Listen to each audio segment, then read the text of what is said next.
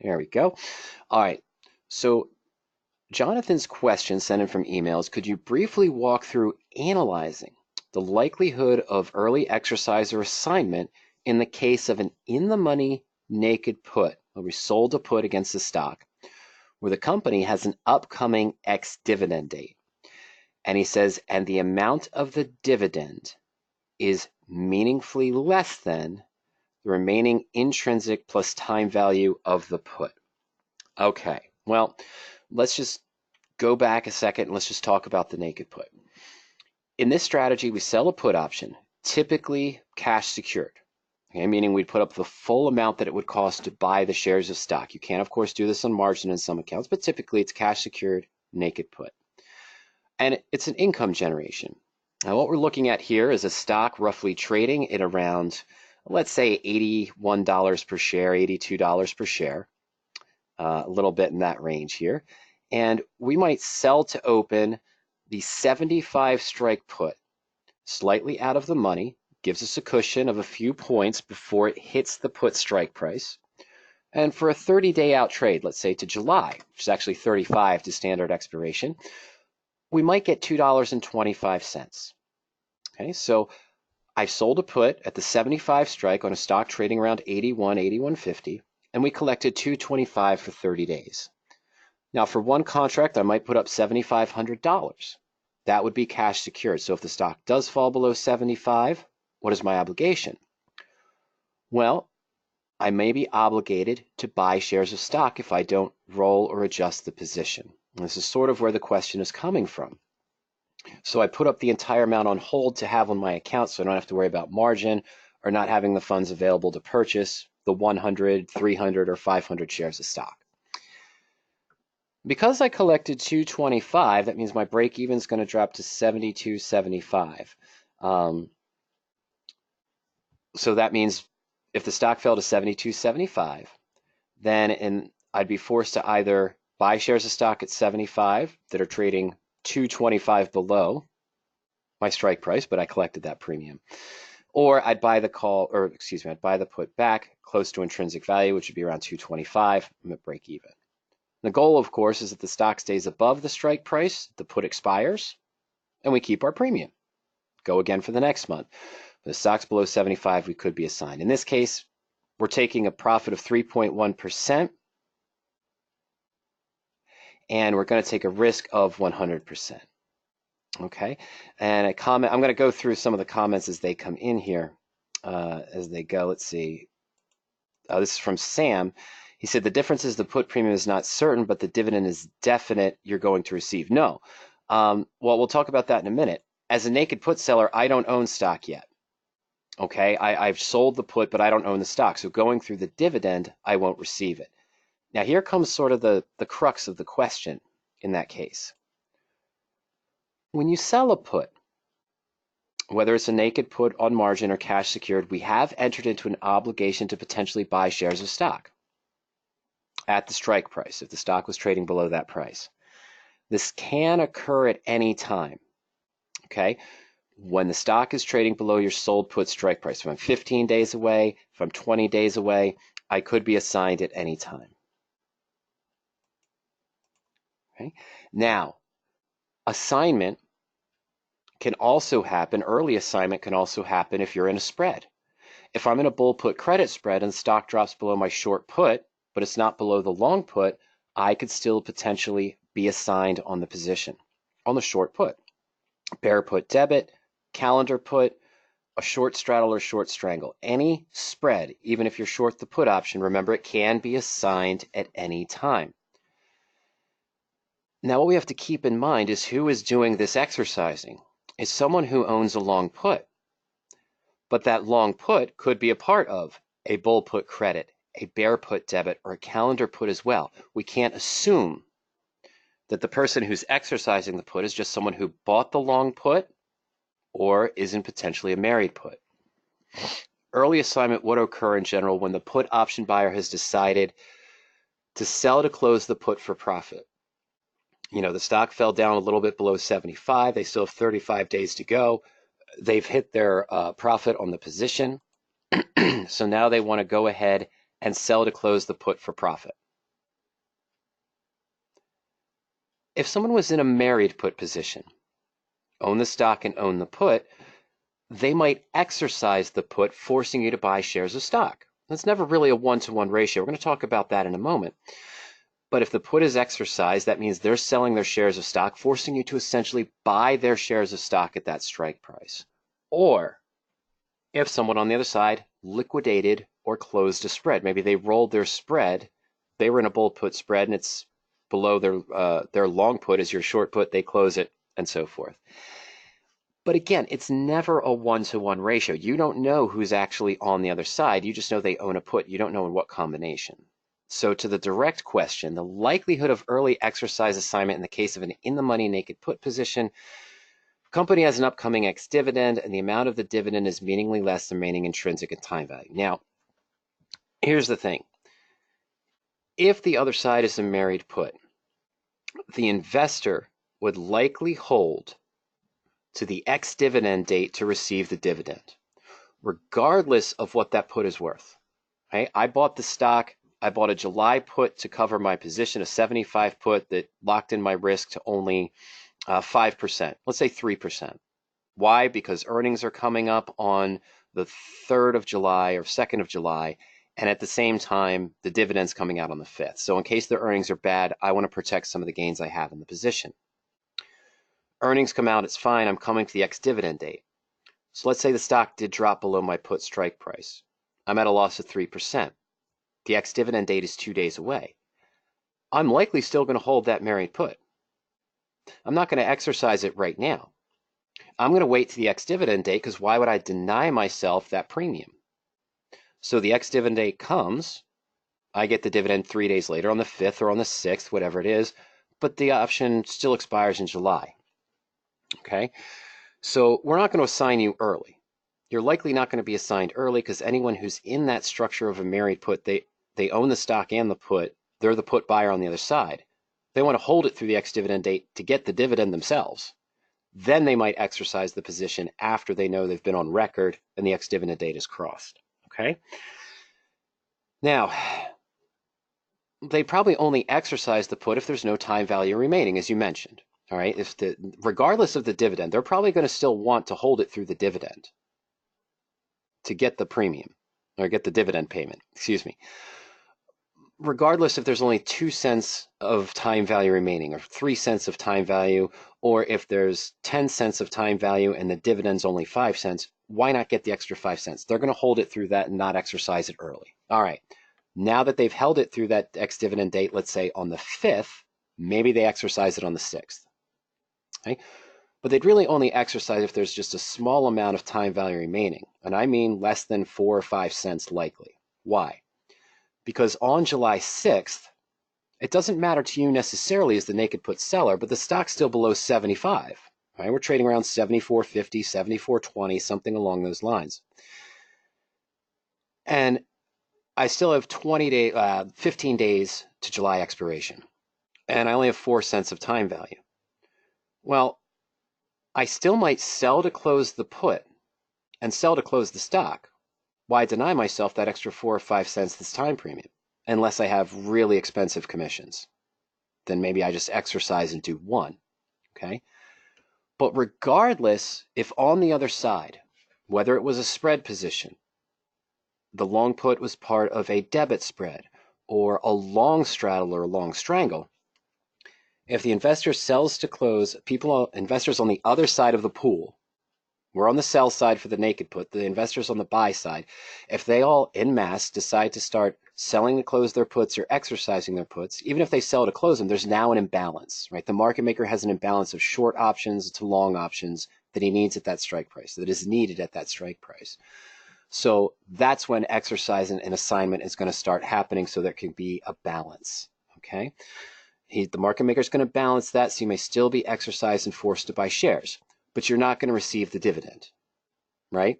You wouldn't receive the dividend because anyone who had the stock and the put as a married put structure is going to want to hold it through the dividend date to get the dividend themselves, then exercise the put or sell to close their put, which means you might be closed out too. You're all lumped in a pool together, all the options that are sold, and then it's sort of a first in, first out basis. So regardless of where your intrinsic or extrinsic value is in relation to what the dividend payment is, the key to remember is you can be assigned at any time. First rules of thumb, you should only sell naked puts on stock you would not mind owning long term, because that is a potential outcome. I'm not going to say it's a 50-50 shot, but it is a potential outcome that you'll end up owning shares of stock. If you fear assignment because you don't want to be assigned as the put is even slightly in the money, manage it. Don't worry about, oh, what is my likelihood of being assigned early? What is my likelihood of getting assigned sooner than I had hoped? And in the money covered call, you might want that. But if you fear being assigned because you don't want to be assigned on the position, close the put. Buy to close the put. Roll the put down if you're still slightly bullish on the stock and potentially out in time. You could short the stock to create a covered put position, but that would create a bearish structure and it might not match your sentiment or your profit goals. So if you're slightly in the money and you're worried about the likelihood of early assignment, manage the position. Close it, roll it down, manage the position. There's a full webinar on PowerOptions on managing your naked put positions you can check out as well. And then you could short the stock. You would probably never be assigned before the ex-dividend date, because the idea behind it is that anyone who had bought the put, they probably wait through the dividend, whether they were in a married put or not, because the stock's going to have a little bit of pullback usually after the dividend is paid. That would give them extra profit. So you likely would not be assigned on a naked put that's slightly in the money before the ex-dividend date. On an in-the-money covered call, yes. Someone who bought the call might want to be on record of holding the stock on the ex-dividend date. So if your call is slightly in the money, it moved up above your short call strike in a covered call, ex-dividend date is 2 days away, you might get assigned early in that case so that the investor can get the dividend and then they'd likely sell to close the stock. Okay. All right. So that's my thoughts on your question. I don't think what I'm going to say, Jonathan, is I don't think you need to really get bogged down into the idea on the naked put position of getting assigned early based on the dividend versus the intrinsic and the remaining time value. I think what you want to focus on is if you don't want to be assigned on your naked put position, even if you're just a little bit out of the money, which wouldn't happen, but if it's even slightly in the money, close it, roll it, adjust it ahead of time so you don't have that hanging over your head. You don't have that worry about assignment. And again, in my opinion, you would likely never be assigned before the ex-dividend date on your naked put that's slightly in the money, because I think the put owners would like to hold it through the ex-dividend date, especially those that are in a married put structure, okay, to get the dividend themselves, then exercise the put later, which might mean assignment to you as well. Okay, so let's see there. Let me go back here. What I want to do now, of course, is if anyone has any thoughts, we've got some other questions on naked puts that have come in. We're going to address those in just a moment. But if anyone has any follow-up questions or comments on early assignment, let me know. Of course, and send in your other questions as well. We've got a few questions already come in here. Okay. All right. Okay, so Fernando did have a question. If you want the stock, could be better to sell put until you are not assigned. Going back to that is, here, I'm scrolling back here. What Fernando's saying is, hey, if I want to own the stock, can I sit here and just sell time and time again? Can I just sit here and go through and sell? Oh, I don't like it when it gives me the bright pink color on the pen, so let me change that.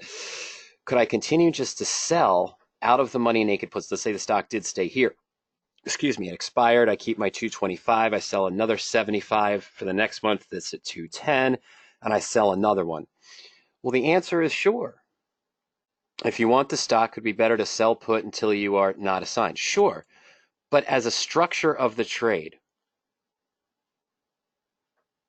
okay, just take a look at it. What am I looking? I'm looking to make 3% return, which is good, to risk 100%. Yes, I'm giving myself a cushion to be out of the money. When you have a stock that suddenly drops 10, 12%, you're at that 7% loss on the position. You've got to roll this now, adjust it, or take the 7% loss. If a stock falls 20 to 15% from an unexpected event, you're at, of course, the 12 to 17% loss, which may take you 5 trades if you're looking at this 3% return, which is exaggerated a little bit, but it'll take you 5 or 6 trades to get back to break even.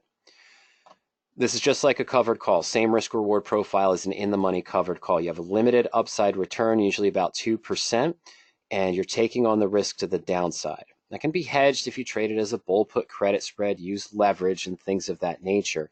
But again, the structure, just like a covered call, is flawed. There's no guarantee that you're going to be right and have the puts expire 75 to 80% of the time.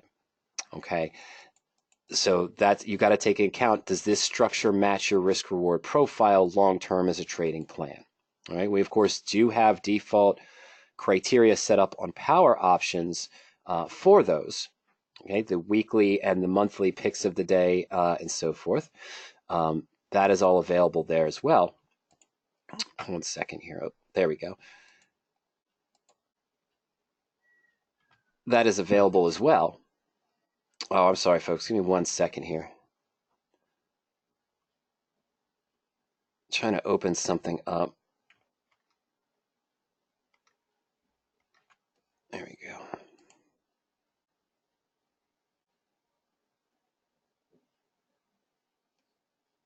Okay, I apologize. Give me 1 second here. Trying to work on something. All right, so let's take a look at some of the other questions that are here. Might have to do that. Okay. Another comments came in here. I'm sorry, I'm looking at some of these. Sam says, when you're assigned, you're going to receive the full premium. The broker will charge more commission than normal. Yeah, so I keep the premium that was received, that original $225 in that case. And then, of course, I'd have to pay a commission one way or the other when being forced to buy shares of stock. Okay. Yeah, and that's what Sam says in regards to Fernando's question about the naked put as well, is that, you know, eventually it's going to happen where you're going to be assigned on that position and get taken out of there. Okay, sorry about that. I'm still talking to the programmer. My fault.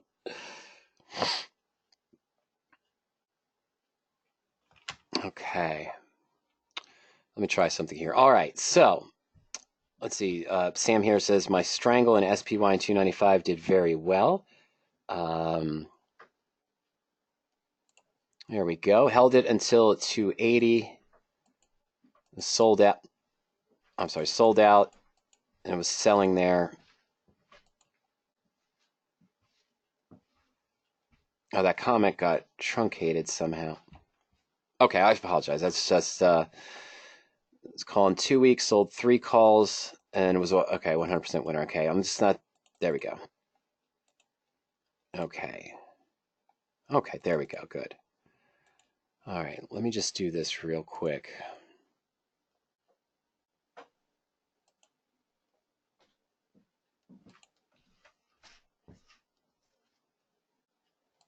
There we go. I apologize, folks. I'm really sorry about this. I'm trying to get into PowerOptions real fast.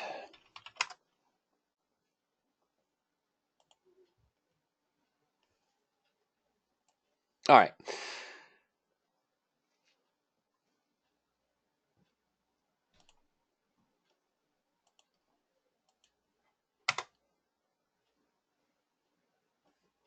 Okay.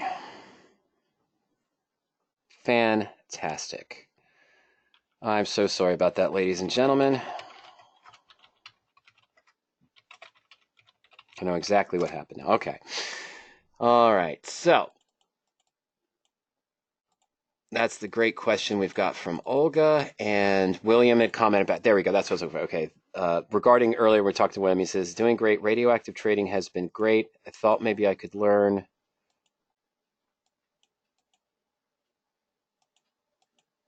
learned something. Best thing that has ever happened to one of my trading. Okay, so William's doing really well with the radioactive trading, and it's been working really well the past couple of months. Okay. All right, so following up, I'm going to jump over the screens here for a second.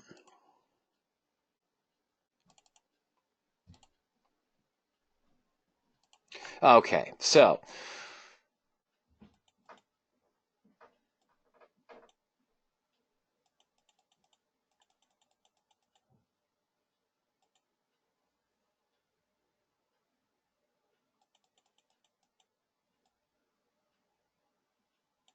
James, there it is. Okay, I wanted James first before Olga. Okay, because so James is going to relate to what we were looking at before. All right, so I'm going to transfer over to PowerOptions right now. We're going to take a look at the naked put structure. James says, I like to sell naked puts. Will the platform tell me which underlying is the best? This is an impossible question to answer, James. Okay? The reason why I say it's an impossible question to answer is because the underlying that you feel is best for a naked put position may not be the same underlying that Sam feels is the best naked put for a naked put strategy. Okay? The system will tell you and show you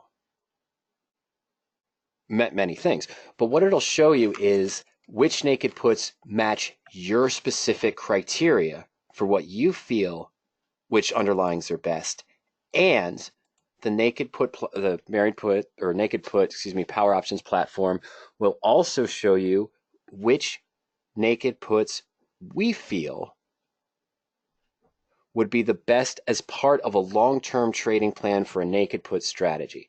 That is the whole concept of the monthly picks of the day here under the naked put and the weekly picks of the day, which are also under covered calls.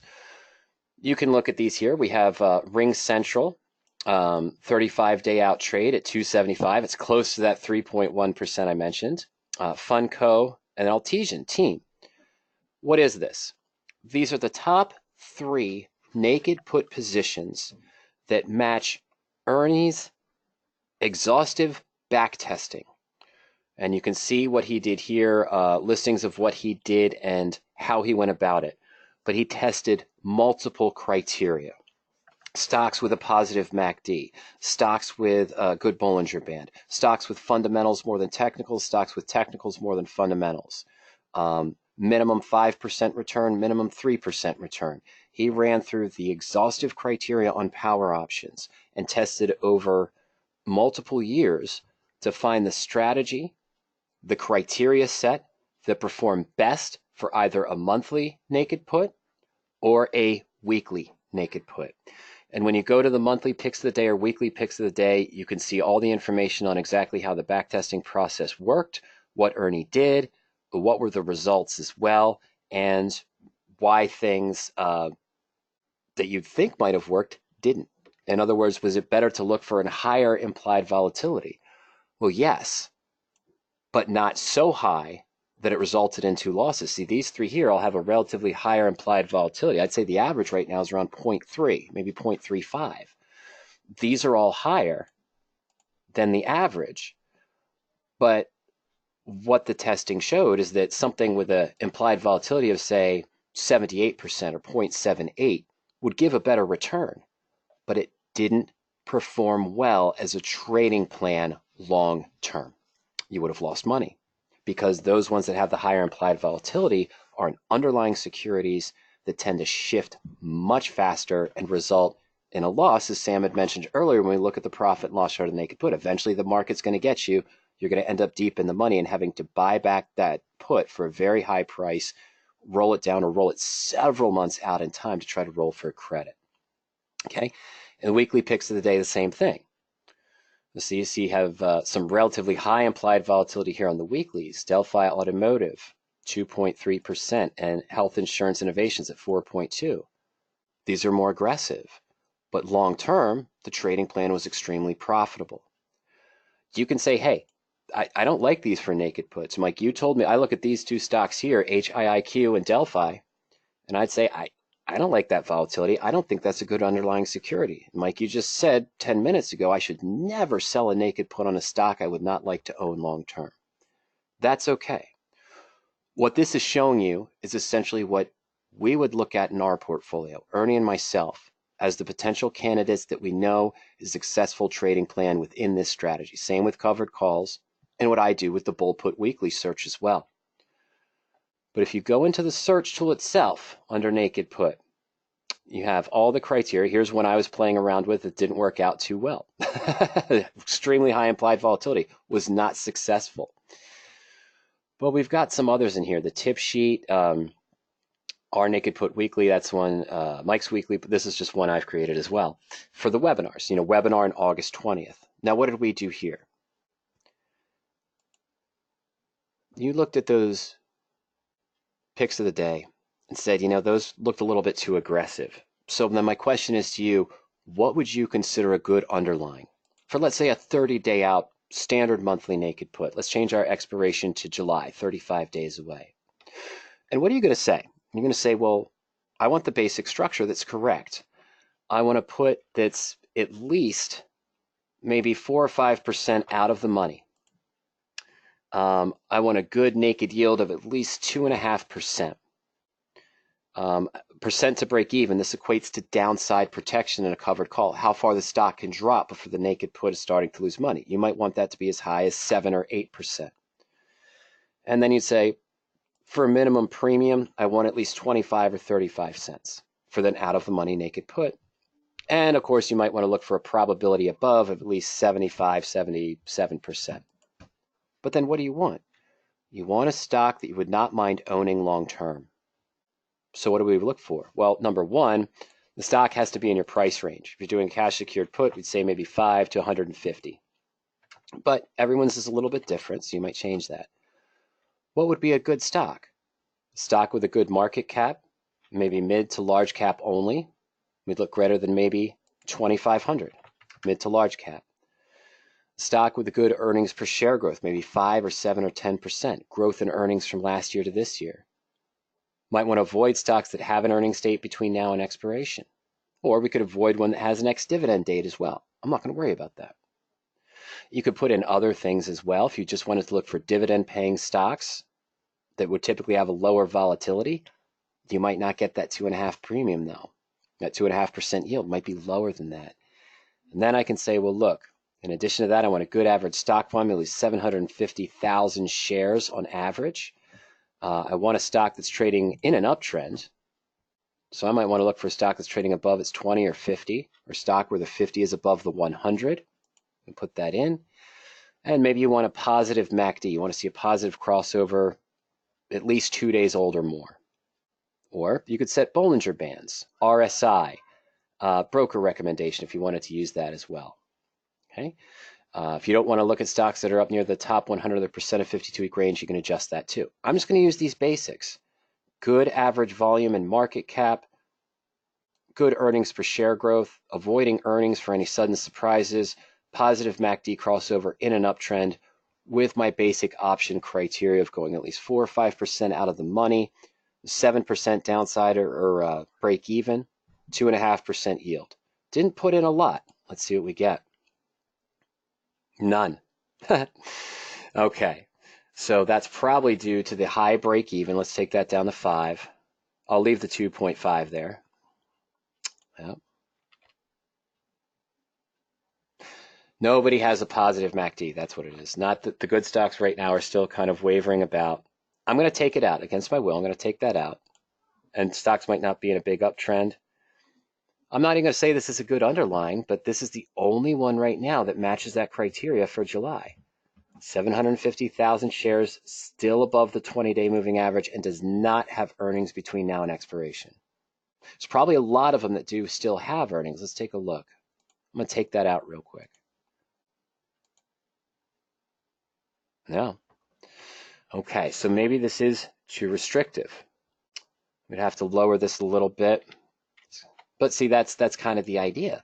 That's why we have those other defaults there for you to find better positions. Just doing some tweaks here. But not a lot of stocks. There you go. Are these the best stocks to trade long term? Let's approach it this way. Are these the best stocks, James, to approach long term for a naked put strategy? Potentially not. We know Altesian is pretty strong and it's been up and down. Skechers goes up and down as well. Or is it Skechers? Yeah, there it is. That's the first one I saw. But what this is telling is that these are the ones that match most of the criteria that you would want to see right now. And that's going to change over time. The market is going to be very different in different cycles and at different times. Okay. So to answer your question, I would stick with, and Sam adds that the market is news driven for the past 3 weeks. It's very difficult to sort of time it in that way. Okay. Okay. I'm just going through we've got a lot of questions that are coming in here. Okay. Yeah, Sam's other question is he's prefer a bull put to a a naked put, and that's one way to manage the position as well. All right. Okay. James, follow-up question looking at the settings. The implied volatility range the same as the implied volatility rank? Not necessarily. Okay. The implied volatility range, this is where the options implied volatility net is now compared to where it has been over the life of the options since it was released on the market. We feel that is a better indicator to use because it's related specifically to the option itself and where the options implied volatility is now over the lifetime of the option, not something that happened a year ago when the market was completely different. Okay, so that's what our percent implied volatility range uses. Another question from James, and this is, wow, it's not you guys. The format here is getting really weird on GoToWebinar. It's not as easy to scroll through the questions as it used to be. James says, wouldn't you use the expected move, and what about slippage that you add into the calculations?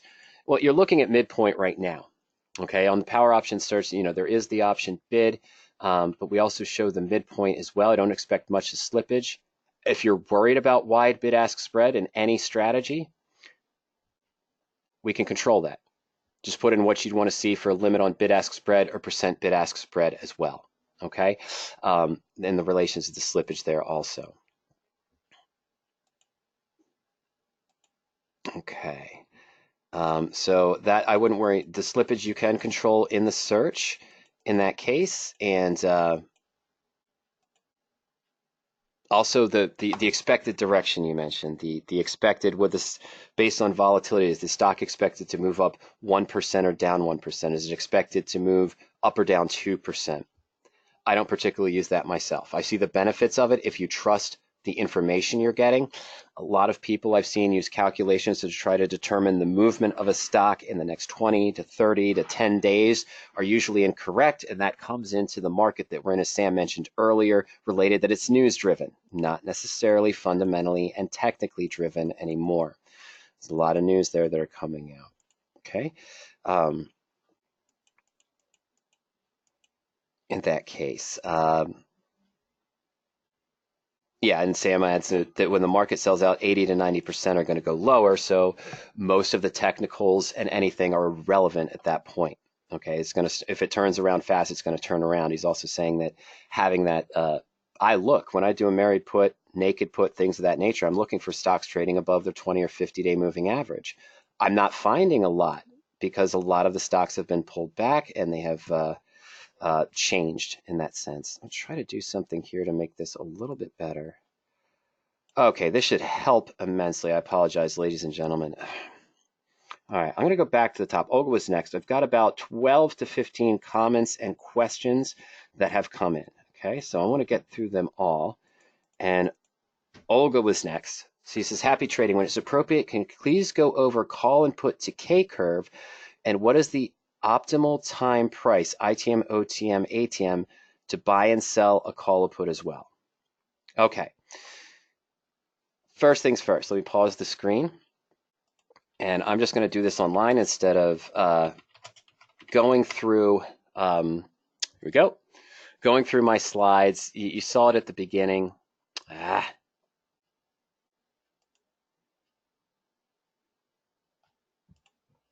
Let's see if I can just find this flat image. There we go. Okay. Here we go. All right. So volatility will affect this, of course, but the time decay curve essentially looks like this. The longer you buy out in time, the higher the cost, but the slower the decay. Okay, so here's about 30. It's saying here's about 15. Here's, I think this is actually 60 and this is 30. Okay, in that sense, this is 90. Okay, so you have a slow time decay over the first couple of months. You really see the most rapid time decay in the last 10 to 15 days, but it really starts to kick in about 45 days out. Not necessarily even 45. It's probably about 25 to 35 days out is when it really starts to trigger.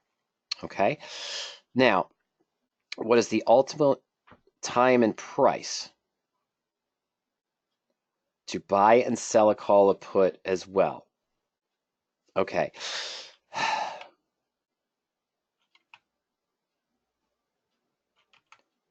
There's a lot of thought, there's a lot of comments out there. I know some of this is where it's coming from. This is always a difficult way to answer a question. It's always a difficult question to answer. Okay, but here's your time decay curve. This is when I buy, especially in a married put, I'm at least 150 days out in time to have the slower time decay in the first few months. And if the stock's not doing what I want in the first 20 or 30 days, I'll do it. Even if I'm buying a call or put, I'm still probably out here. In my opinion, it's about 100 days out, 90 days out or more, giving myself time. Now, when is the best time? Here comes a problem with the concept of the best time to buy or sell a call or put. I approach trading differently than a lot of people do. And a lot of people that you're probably getting emails from Olga that are saying, hey, we've got the timing to pick the best calls at the best time where we've seen 100% return, a 200% return on XYZ, a 300% on ABC in 3 of our last 4 trades. That's great. As a trading plan, how's that working out 6 months, 10 months or more? All right, that's why we've designed the searches. The searches that we show, the default searches, are based on the criteria that Ernie and I would start out for. Now, we can drive ourselves mad as options investors and say something along the line is the best time to buy a call when the stock just recently had a positive MACD crossover, moved up above its 20-day moving average, the RSI has bounced off the 20-day, the percent implied volatility range is in its lower 20th percentile, and it just came some positive news out. Well, sure. How often do you find those? Once every 2 months? Once every 3 months? Oh, but it still has to be on a stock where the market cap is this and where they've showed positive earnings per share growth. One stock every 3 months might match that. Maybe 2 every 3 months. Okay? So that's why it's not an easy question to answer. When is the best time to buy a call or put? Well, the best thing to do is develop a trading plan that works for buying calls or buying puts and then sticking with it. Having your exits in place, having your management techniques in place, rather than trying to find the perfect diamond in the rough every time. Because either A, you find yourself not trading as much, or B, you'll only have entered into a few trades, and those few trades could still go against you. There's no guarantee in that case. Yes, I want to buy a call when I think the market is recovering. That is true. I want to look for the market to be showing me positive confirmation that, signals, even if they're considered lagging signals, but seeing a MACD crossover on the broad-based SPY, a lowering of the VIX, a calming of the market, things of that nature. But now, what is the best call to buy or put to buy? Is it in the money? Is it at the money? Is it out of the money? The answer is it depends on your expectation. And I know that's not what you're asking. You're asking, well, what is my expectation? Can't someone tell me what my expectation is? The reason why I came to this tool, the long option finder, is I'm just going to take a stock. We're just going to take Apple. And no, actually, I'm going to stick with Dell. No. We'll stick with Apple. I'm sorry. And let me just put in a price, say 220. Okay, and I'm just going to put in that I've spend about $800 or $800 buying calls, and let's just say a month out in time. So I'm saying a month out in time, 725, a little bit more, a month to 10 days out in time. I expect Apple to be trading at 220. Okay, the stock's currently right now at 192. So this is about a 28-point move, right? Yeah, it's about, well, no, I'm sorry, it's an 18-point move. My apologies, 18-point move, a little bit about 10%. And what the system did is showed us, using the Black-Scholes pricing model, which option would give us the best and highest theoretical return if the stock hit our target price on our target date. And you see, for this expected move at 10%, well, slightly out of the money. Not much. Right? Just to 210. It's not much out of the money. Okay? So that's in that case. What if I expected only a move to 210? Which option is going to be the best? It's probably going to be the at the money, right? Right at 200 now, and the 197.5, closer at the money, because those out of the money options wouldn't even result in a return. Again, I'm saying if it does it on 725, if it hits that price. Okay? All right. Now, if you expected a much larger move, and you probably don't, but if I expected Apple to jump up to 250, a very far out of the money call, 230, 38 points out of the money right now, pretty big move, would naturally result in the highest return. But just about anything you picked would be profitable if that was your expectation. That's what this tool does. It shows which option would give us the best return based on our expectation. So what is the optimal time and price in the money, at the money, or out of the money to buy? Well, I told you about the time. In my opinion, Olga, I want to go at least 90 days out in time with my long call or long put, not only to give myself time, but remember the option that is the option that's 3 times the amount out of time, 90 days out as opposed to 30 days out, is not 3 times the cost. It's more expensive. Absolutely. It's going to have a higher extrinsic value or time value because it's 90 days out as opposed to 30. But it's a lower cost per day because it's not 3 times the cost of the 30-day. Going back to that time value decay we talked about, if I looked at an at-the-money call, let's say the 195 call for Apple, let's just take a look. I'm going to go back there. Let's go to Apple for the chain, okay? So the current chain, and let's go to standard expiration, 7 days out in time. Sorry, let's just look at the at-the-money call. We're going to use the 192.50. 7 days out, we're at a 288 midpoint price, okay? Now, what happens if I go further? Let's go out to September, which is 98 days away. Oh, they didn't have a one. I'm really sorry. Let's go back. We're going to do the 195. My apologies. 165, 172, okay? So we'll call that a midpoint of about 168. Now let's go to September. 98 days away. The cost of the 195 is $9.90. This is 10 times the amount of time, about 12 times the amount of time, 7 days versus 98 days. And the premium is only about 8 times as more. Yes, it's $9.90 versus $1.60 for the 195 strike September versus June 21st. But if this option, if Apple stays the same at 192.74 by Friday of next week, your 195 call that you paid $1.64 for next week goes to 0. This is probably only going to drop 10 or 12 cents because of that time decay curve. You're losing all of it in that 7 to 15 to 20 day time period, where the option that's further out is going to see a much lower decay, about a cent per day, assuming the stock stayed at the same price, right around 192.50, 192.70. That's why I prefer to buy further out in time. You see less decay in the shorter term versus buying a cheaper that is all-time value option. And at the same time, you have more time for the stock to move in your desired direction, more time to manage it if it's not moving in your desired direction. So I'm not a fan of buying weekly calls and weekly puts. Okay. All right. That's just my thoughts there on it. So the best time to buy is when you feel you are bullish or bearish on a position, buying a call or buying a put.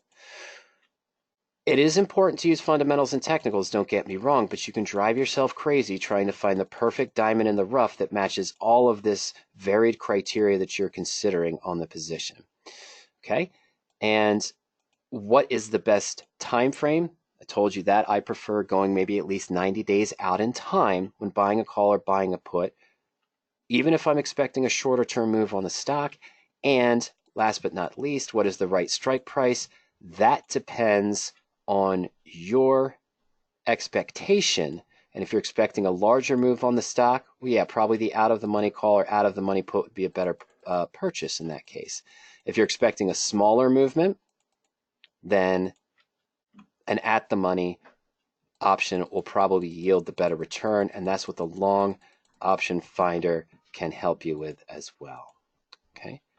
All right, let's see here.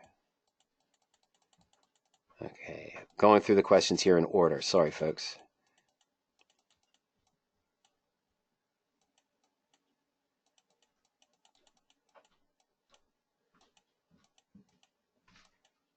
Okay, Sam, I was looking for this comment. When you buy calls and puts, have it for 3 to 5 months when you not lose if you have time on your side. Yeah, that's Sam's approach as well. Looking 3 to 5 months out in time. That's typically what we want to see.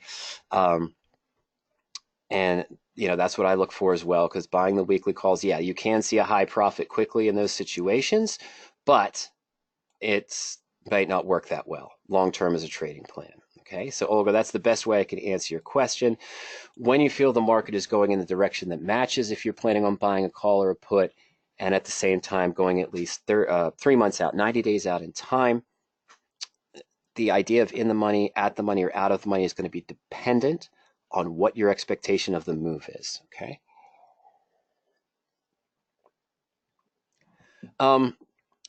Fernando's question here is, which variable is the most easily predictable, the direction of implied volatility, inflating, or crash? None.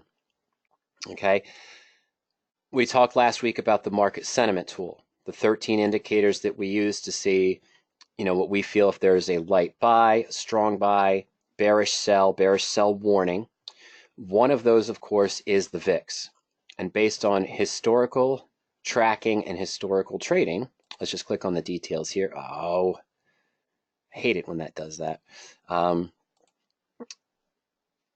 based on the fences that we've set on that for the VIX range, I'm going to show this in just 1 second here.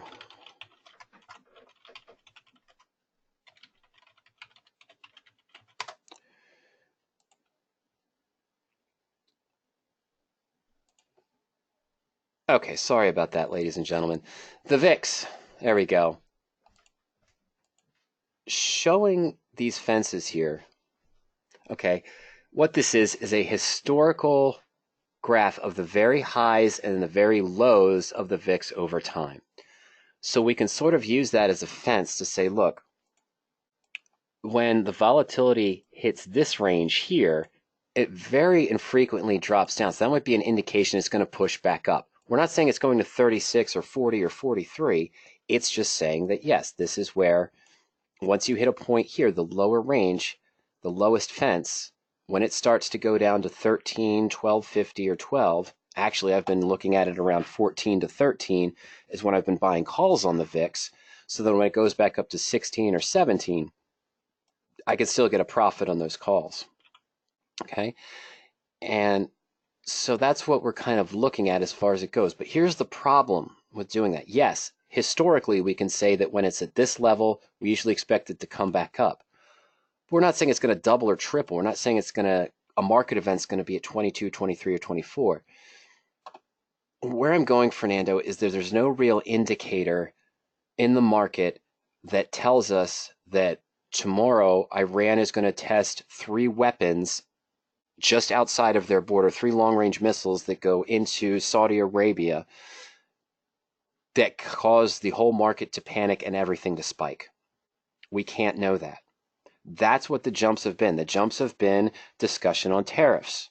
The jumps have been discussion on trade wars. Any kind of geopolitical event that comes out. We don't know that. We can gauge historically that when the VIX has been in its lower ranges, it usually comes back up. But I can't tell you, hey, tomorrow I think something crazy is going to happen over in Palestine and Israel that's going to cause the market to panic, and we're going to see the VIX jump up to 1725. I have no way of knowing that, neither do you. Okay? And that's just the unfortunateness of it. So I can't tell you, is there an indicator that tells us when the volatility is going to spike one direction or the other? No. The best I can offer you is what we have seen historically over the years, and that's what these indicators do with the market sentiment tool. Okay? Based on what has happened in the past and what we've seen in the future as well, this is what we see in these scenarios. Okay, and that's what the best that I can give to you because I don't have any kind of gauge there as well. Okay.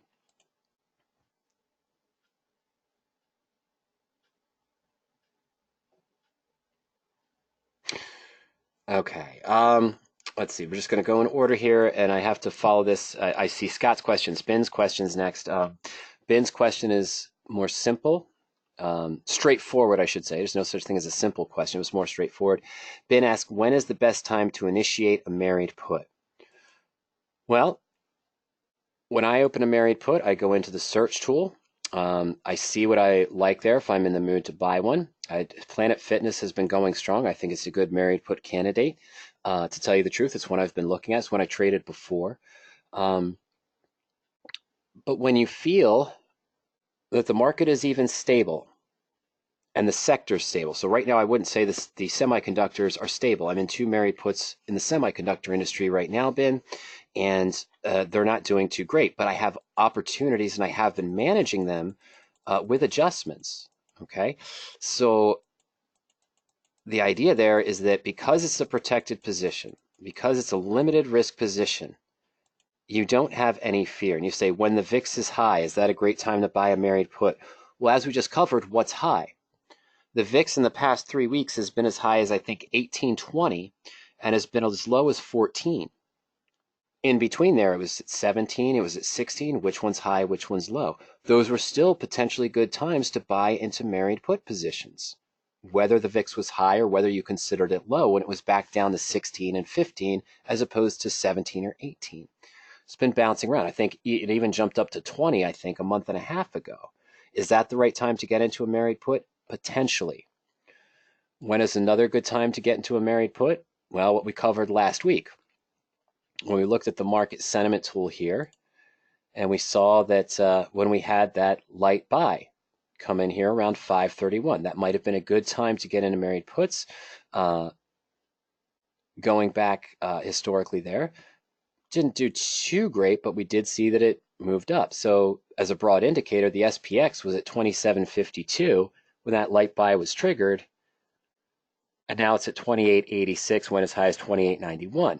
Not really high, but it did move back up when we saw that light buy. That would be a good time to initiate the married put, and that's what we talked about. Or manage your existing ones, and that's what we look for as well. Okay? Very possible that you could do it when the VIX is high, but then you have to ask yourself, what is the new high of a VIX? What do we consider that there as well? Okay, and it's harder to gauge what the new real recent high is on the VIX. All right, so this next question coming in is from Sandoff. Sandoff says, I have a TD Ameritrade, and if I see a bull put credit spread, what's the worst that can happen beyond the predefined risk? Horror stories of people getting assigned stock that had to liquidate their assets. Just wondering, what's the worst case and my spread is wiped out? Can I actually lose more than the max risk? No, you shouldn't be able to lose more than what's there. Unless you actively try to manage it with other short or long calls or puts and you take on extra risk because of your management. This is not a recommendation or suggestion, but everyone always likes to talk about it. So let's take a look at Tesla. Sorry about that. Let's take a look at Tesla. Oh, sorry. Can't use that. I'm sorry. I'll just stick with Apple again. All right. Let's just go 14 days out in time. And we know the stock's been around 200, bounced below 195, coming back around. But let's just say for 2 weeks out, 180. I don't like that one. I'm going to do the 180. It's really close, I know. I'd probably go further out of the money, you're right. But I'm going to go to 185, 180. Okay, on my bull put spread. All right. So it's about a premium of 143 to 74. We're getting about 68, 69 cents, right about 70. So it's a 16.3% leveraged return on the position. Okay? There we go. Now, max risk is $431. What is that? It's the 5-point difference in the strike prices minus the net credit. If the stock falls to 183 between the strike prices and I'm forced to buy shares of stock at 185, what happens? Okay, well, I keep this 143, right? And I'm forced to buy shares of stock at 185. So effectively, what does that mean? This has already been deposited in my account. Now, true, the net credit was of 70 cents, but I'm keeping in mind this is already paid for. This I took in full. So I take that 185 minus the 143 I kept, so we have a cost basis of 183.57. Okay? So let's add stock. 183.57. So even if I'm assigned early, what happens now? I own stock. Cost basis with the stock and the put is $18,431. I'm guaranteed to get $18,000 back. The maximum risk is still only $431, 2.3% against the stock price. So even if you're assigned, you can't lose more than that. Now, let's say I'm in this married put. This is Apple now. Let's say we're in this married put. We're put shares of Apple. I'm sorry, I think I said Tesla in there after I turned it off and went back to Apple. But in any case, we're assigned at 185. We keep the first premium, so our cost basis is 183.57. We have the June 28th 180 put.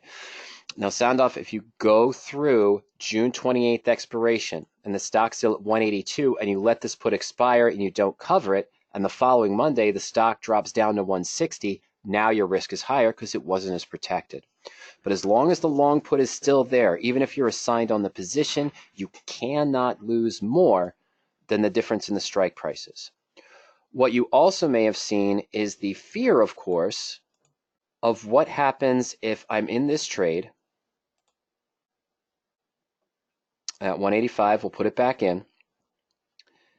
And, we had a normal volatility, and all of a sudden the market dropped 10, 15 points. We go down to 177 overnight on Apple. Let's say it happens on the 19th or the 20th. And volatility is normally 0.255, but because of the event across the market, this implied volatility spiked up to 0.60 for both options. Okay. Now, what you see here is that people say, oh, you could lose a lot of money. Well, they panicked. The stock starts to fall. Let's say they were 8 or 9% out with their short put. The stock falls below that. The implied volatility spikes, and this costs $1,000 to buy back. And they're in a panic because the stock drops below their short put strike price and the implied volatility increase, and they panic and buy it back at $1,100. Well, you only took in 70 cents, right? So that $1,100, you're looking at a loss of $10.30. That's more than double the $430 maximum risk we could take. And 3 days later, the stock moves back up and settles, and the implied volatility has dropped back to 0.25. Well, you can sell the 185 again for 70 cents or so, or $1.10, but you still took this $10 loss. How did that happen? Because in that case, when the stock falls drastically and the implied volatility spike, you probably want to close both of these because look, the max risk is there. You don't want to just close the one that costs you too much because you're in a panic. close both if the implied volatility is both increased, because your loss is still less than the maximum loss of 431. But the horror stories occur when you panic. You buy to close one, which isn't necessarily a bad move if you think everything's changing. But then try to get the other one too at a better price so that you're not taking the full loss. Get out of the position as a whole. Don't just close one leg and then watch the market recover and you ended up taking more than 2 times the initial maximum risk because you panicked at the worst time when volatility spiked. You might be better off just leaving this as is and not doing anything in that fashion. Okay? But the structure is set, and it's math. It's the difference in the strike prices and the net credit. You cannot lose more than that, even if Apple dropped to $2 per share. The most on this structure you could lose is $4.31. If you're forced to buy the stock at $185, you still keep this $143 premium, so your cost is $183.47 with a $180 put to a married put position where the risk is only $4.31 in the worst case scenario. The horror stories come from over management trying to time and go back and forth and open and close when you see volatility shift and more, and that's when the larger losses come in than what was possible. It's when the investor themselves takes into the over management on the position and gets caught in that trap. Okay, that's when we see that. Yeah, and sometimes Sam's follow-up to this is trying to follow all Sam's follow-ups as we go, but it's with all the questions that are still there, it's hard to. But Sam says there's a lot of times in that case it's better just to close that position and looked on. Sam also says he's never been assigned early in this case. He's never really been assigned on that as well. Follow-up to this, Jeff asks, with the Apple example that expires having to buy at 185 and don't have the 18,500. Well, that's a risk of a bull put credit spread. If the stock falls below, we talked about this at the beginning with early assignment. If the stock falls below your short put, it's at that 183, and you're assigned early, you would have to put up the 18,500. You don't have that.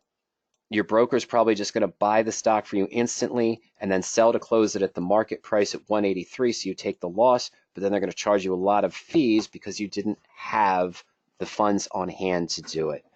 And that's a tricky part, but it's what is possible with the bull put spread. That's why we always teach, if possible. You can't help it if there's an overnight gap and it goes below your strike price and you're assigned early, Jeff.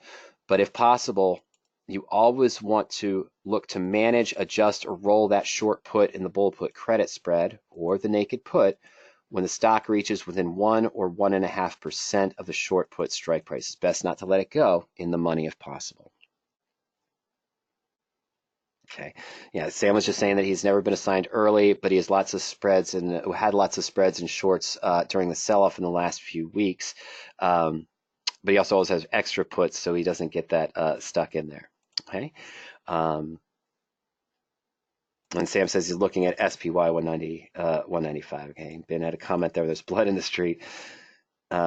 Yeah, and going back to those other comments, the RSI is at 80. That's another indicator that the stock is overbought and maybe decline or fall. And Sam's comment, also going to Olga's comment, Sam says when the shares are hitting double top or triple top or hitting the resistance, that's when you want to buy puts potentially as well. Okay. All right. So I know Alan's got a few questions in here I'm trying to get to right now. I think it was 2, Alan, but they were spread apart by other comments that were in there. It's not your fault. I just want to make sure I see both at the same time. Okay. So let's take a look at what Alan has. Is this Alan's first one? Yeah, Alan's first one is SVXY. Shorting the VIX symbol wasn't accepted in constructing the portfolio. What is the symbol? If it's an index, it'd be preceded by a $sign. I don't know if this one is SVXY, just like the VIX. Yeah. ProShares short-term futures ETF, $sign SVXY. Anything that's considered an index or an ETF, Alan, will have a $sign. Sorry that took so long to get to it. Right now, it looks like the options might be missing on that particular one of the 150 stocks and securities that are missing symbols. So that might have been the issue as well. That'll be updated by Monday, okay? All right, and Alan, you said you use Thinkorswim currently.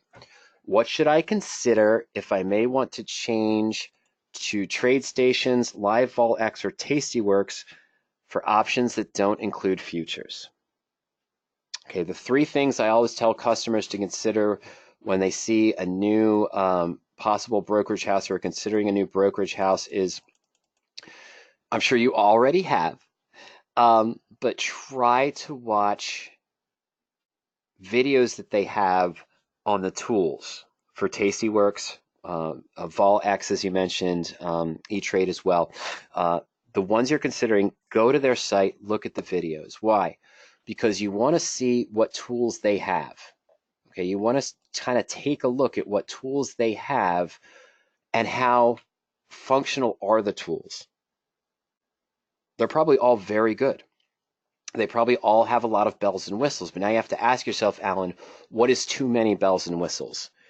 You might see a promotional webinar on a trader's house's tools for options investors where it seems like you could do a dozen different things, look at a dozen different volatility cones and delta hedges and ratio graphs and things of that nature, and you just got to pull back and say, that's great.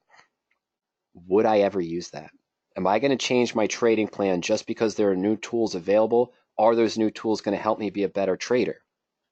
Or you already know what you want to trade, in which case you want to look for the tools that are just the simplest and easiest to use to enter a trade and get filled on the prices you're looking for and not worry about all the extra bells and whistles.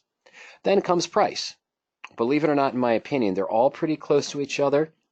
I believe last week we had a comment that said Interactive Brokers has the cheapest commissions, but once you get up to a 20 or 30 contract trade, they're about even to what you'd pay at TD Ameritrade, Thinkorswim, or Tastyworks. It's just they start off lower, but once you get to that 20 to 30 contract level, if you're trading that much, they're all pretty much the same at that price based on how Interactive Brokers commissions escalate in that situation.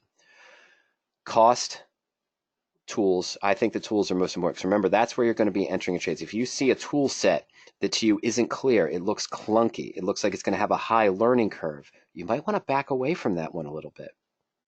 Even if their commission fees are a little bit more competitive, because you don't want to accidentally make mistakes and then have to try to call them to get you to bust a trade because you entered it wrong because you didn't understand the tools.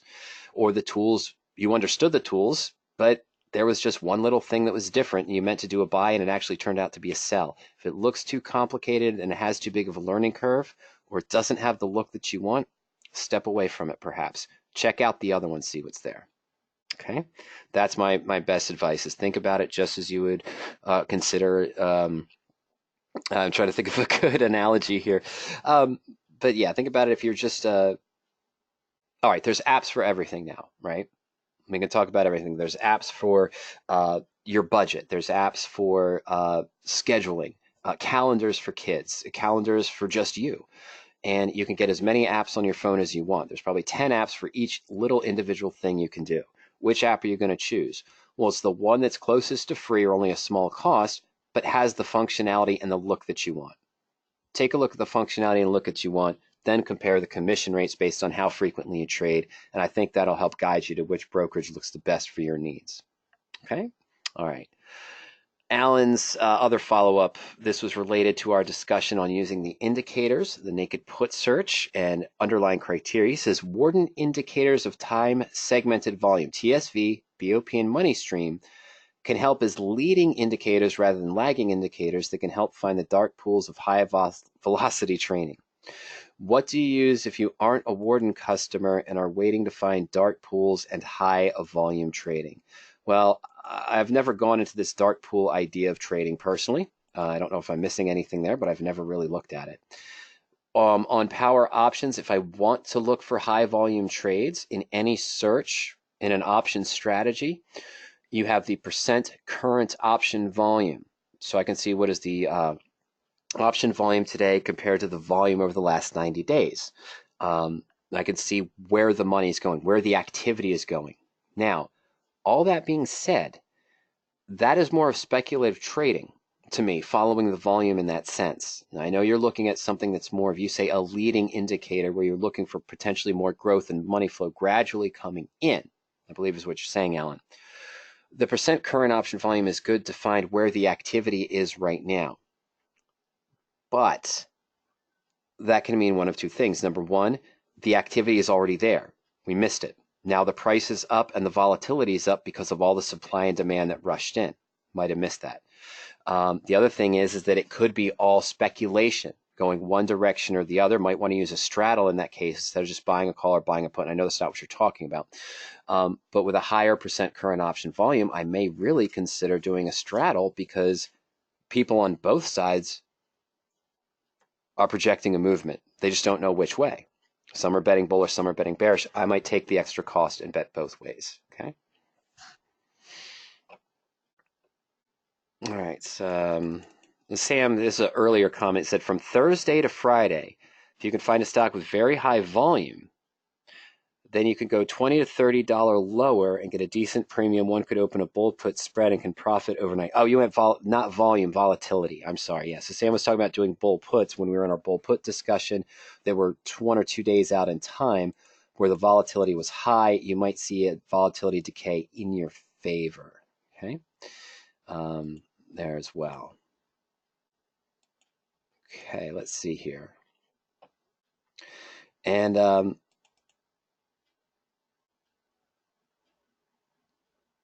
okay, so Sam's had another comment here recently. He says, when the market is the way it is now, where it's sort of up and down, but it's kind of neutral, what he says is he's buying UVXY. It's one of the volatility short-term ETFs. It's the ultra short-term VIX ETF. Buy at the low prices and start accumulate shares. And when the market snaps, you'll collect your profits. You've done it 4 times and made money. And that's what I do with the VIX calls. Okay, but now I've just had to reset what I think the lower range is because of the newer market conditions. Whereas before, I might look to buy calls on the VIX at, say, the 17 or 18 strike when the VIX dropped down to 13 or below, or to 12. Is when I'd look at the 16 and 17 strike, about 4 points out of the money, maybe a month and a half out in time for a small premium. Now I've had to redefine that where I think the low is more like around 14, not 12. Okay, so when it starts to hit down to 14 and 13, that's when it's usually sort of eked back up towards 17. But it's hard to gauge. But you've been doing the same thing with UVXY. I've been doing it with the VIX calls. There's pros and cons to each. The great thing about doing the UVX shares, as Sam was mentioning, is that it is more expensive, of course, but at the same time, you have much more ways to hedge and manage the position because you can own the underlying. Whereas with the VIX, it's very speculative, and I use it as a portfolio hedge rather than trying to profit on it consistently. So in case that when something bad does happen, the profit in the VIX calls can counter losses I took, let's say, on the bull put credit spreads or maybe the diagonal calendar call spreads I have in my portfolio. Okay. Sandoff, I don't know the answer to this question. I apologize for that. I've looked at competitors, but I don't know. Sandoff says, another options question is, where can I buy historic options data that is beyond 10 years? On the CBO website, they sell past options data, but it only goes back 10 years. I don't know. You could try NYSE, but, the direct exchange, Sandoff, but I'm not sure. Now, our historical data goes back 13 years, I believe. I don't have it on this account, but I can do the historical searches or look at the historical chain back to April of 2006. But it's not a lump sum data. The other problem is we currently don't sell it in that fashion as lump sum data. We interact with the tools on our historical chain if you want us to look back in time. And that's all in the subscription cost for the historical tools. Or if you want to do historical married put searches or long call searches that match your criteria, you could do that as well. It goes back to April of 2006, 13 years. One of the reasons why people don't have the data that goes back that far is 10 to 12 years ago, the storage cost for data that was older than that was pretty high. The cost of storage has come down drastically. The other issue is the amount of data required. We have terabytes upon terabytes of historical options data in our servers that are in the tables that we interact with through the historical search by symbol in the option chain. It is massive. To get a bulk 10-year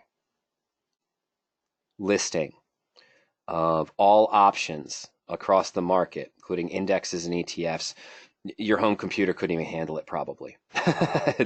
That's not how it works. Now, if I'm correct, I believe CBOE charges some kind of fee for, I can't remember what it is, if it's $100 for one stock symbol for 1 year of data, and then you can get 5 years for $400 per one stock. I forget how they priced it, but I remember if you wanted to do a broader range of time and distance, it was going to be very, very expensive. And someone else, I almost said iVolatility, but someone else also offers some historical options data, but I think you can only buy it by stock symbol for one set of time period at a time. Okay. That's what I remember seeing recently, and there's probably a couple others out there. Okay.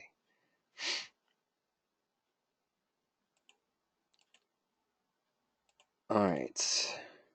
Okay, so Sam was commenting that in regards to that, yeah, he says you can always check out Robinhood as well. Alan, that's another choice. Robinhood is one I didn't mention. They're mostly an online app for your phone, but they did recently develop a PC version, I believe, right, Sam? And you can correct me if I'm wrong. But most people I've talked to have not had any problems getting filled with Robinhood, and they don't charge a commission fee. That's one of the new ones that came out with the commission fee as well. So Robinhood is another one you might want to check out. I'm pretty sure they have a PC version now. Originally, they were just a phone app, I think, when they first started with stocks. So Sam says, yeah, he verified that they do trade from the computer as well. Okay. Oh yeah, SVXY is the UVXY short there as well. All right, let's see here. It's 5:53.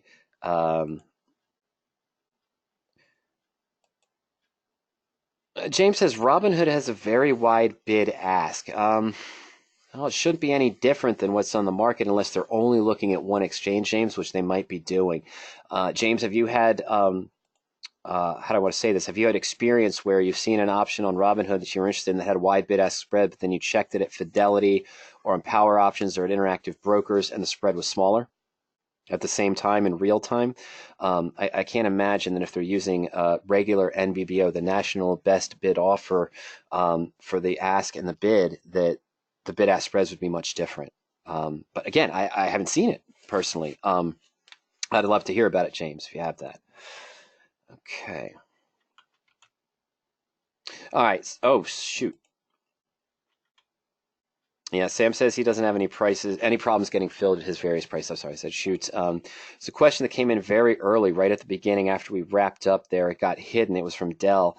I think Dell left a while ago, but I'll answer it now for the archive. Dell says he's in WMT, and he sold a June 21st, 19 100 strike call. Okay. And what it looks like, I don't have the price, but he says covering a January 17th, 20. So I think what we have here is a 100 to 100 same strike spread, horizontal calendar spread. Don't know the prices, but, oh, no, he probably sold it when it was much lower. So let's probably say $1.15 here. Let's put this down at $10.80. Maybe when the stock was trading right around $97, $98, something along those lines. Okay, that's not even profitable. That won't work. Bump this up to 4. All right, let's see here. So Dell will have to take a look at this, maybe with something along like this structure. Okay, but now it's up to 109.07. Don't know your prices, but as we saw, you've gained on the long call and you've lost a lot on the short call. Okay, for the management technique. So normally in this situation, you think of it as a covered call. What happened when the stock started to go above your short call strike price in the diagonal spread or this horizontal spread? You should have looked to roll this up and out. Okay.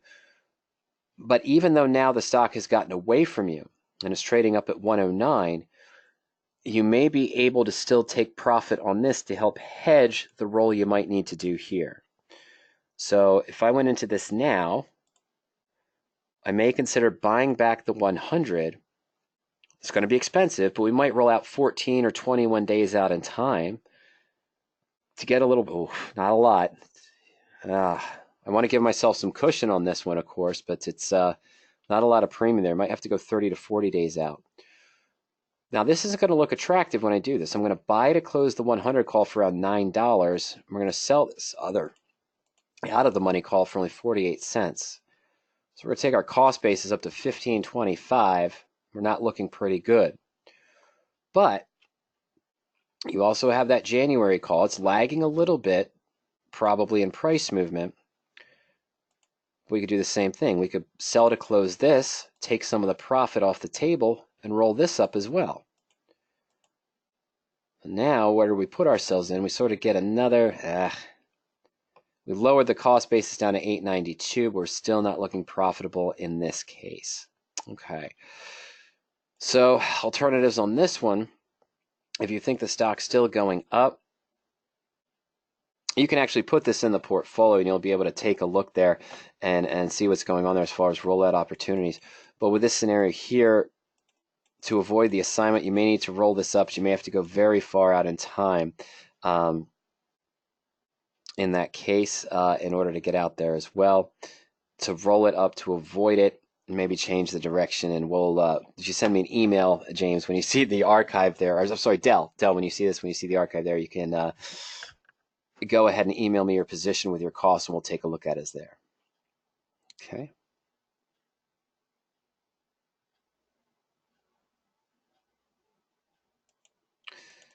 Oh, sorry, there we go. Okay, so this was, oh, it's William. Okay, William says, excellent, thanks for letting me drop in. Hey, it's great to see you too, William. I'm glad you came in here. It's good to see you helping a lot of people that need to learn what you're teaching. I got what I needed with the radioactive trading. How's Kurt? Hey, Kurt's doing well. He's on vacation right now. It's sort of a 2-week RVing vacation. He'll be back around soon. And William goes on to say, peace of mind in trading for the limited risk and the radioactive trades to both of you. Hope to be back soon. Yeah, William, that sounds great. We hope to see you soon too as well. Paul says, Thinkorswim is on demand with tick-by-tick data for years at no cost to customers. Okay, so Thinkorswim does offer more historical tick by tick, I believe Paul is saying there as well, and it's just no extra cost there. It's just included in the package also.